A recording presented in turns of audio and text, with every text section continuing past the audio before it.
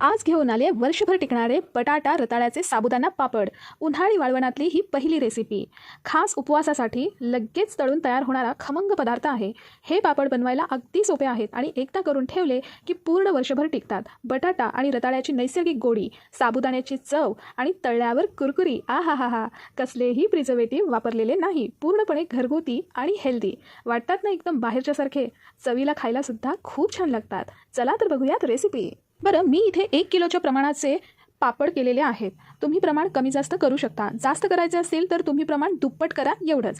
सगळ्यात आधी मी इथे घेतलेत 1.5 वाटी साबुदाणे, म्हणजे 2 वाटीला थोडे कमी भरतील। या साबुदाण्यांना मी इथे 2 बॅचमध्ये चांगले 5-6 मिनिटं खमंग भाजून घेतलेले आहे।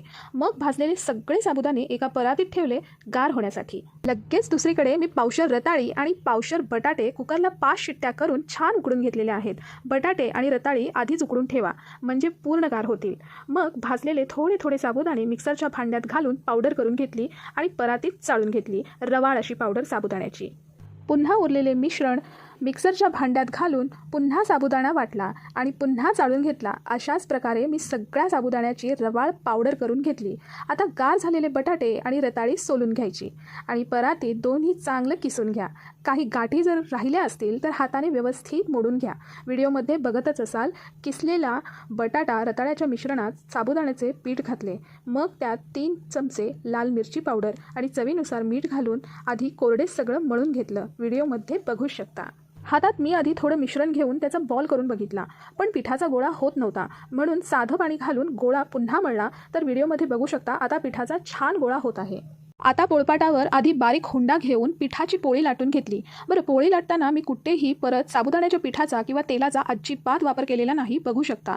शक्यतो मी वाळवणाच्या पदार्थांमध्ये तेलाचा अजिबात वापर करत नाही। पोळी लाटून झाल्यावर एक प्लॅस्टिकच्या बरणीचं धारदार लहान आकाराचं झाकण घेऊन त्यावरती मारलं, म्हणजे पापड शक्यतो एकाच आकाराचे होतात आणि आपल्याला ते गोल गोलही लाटता येतात। व्हिडिओमध्ये पापडाची जाडी बघू शकता, खूप आहे, म्हणून पुन्हा या पापडांना मी पातळ गोल लाटून घेतलेले आहे। व्हिडिओमध्ये प्रोसेस बघू शकता, किती पातळ लाटून झाले आहेत। तुम्हाला जेवढे पातळ लाटायचे तुम्ही तेवढे लाटू शकता।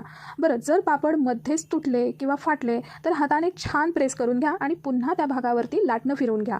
हे पापड करताना खूप छान लाटले जातात। आणि हो, पीठ झाकून ठेवण्याची सुद्धा गरज भासत नाही। फक्त पीठ थोडं कडक झालं तर साध्या पाण्याचा हबका मारा आणि पीठ मळून पुन्हा लाटून घ्या। अशाच प्रकारे मी सगळे पापड करून घेतलेत। एवढ्या मिश्रणात जवळजवळ 60 पापड झालेले आहेत आणि एक दिवस हे पापड घरातच पंख्याखाली वाळवून दुसऱ्या दिवशी कडकडीत उन्हात वाळवा।